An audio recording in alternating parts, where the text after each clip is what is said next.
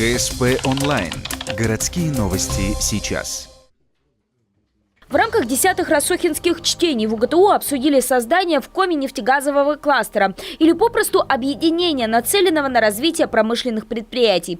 Как сказал министр инвестиций, промышленности и транспорта Республики Коми Николай Герасимов, это станет своеобразным некоммерческим партнерством. Прежде всего, это взаимодействие и обмен различных звеньев развития отрасли. Блок номер 1.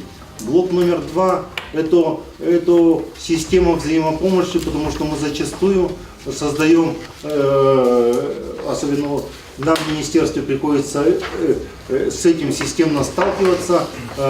Многие наши компании создают продукцию, в которой нуждаются практически ближайшие соседи, а выйти на ближайших соседей возможность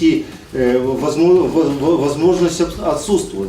Сегодня кластерная система России развивается таким образом, что становится одной из форм привлечения дешевых кредитов для новых разработок. 15 компаний Республики Коми также видят в этом несомненную выгоду для развития промышленности и уже дали свое письменное согласие вступить в кластер нефти и газа. Кроме этого, конечно, далеко не последнюю роль играет финансирование, которое появилось, вот как Николай Михайлович подчеркнул, появилось в течение нескольких последних лет на возмещение, у вас у всех есть презентация, на возмещение затрат, произведенных внутри кластера.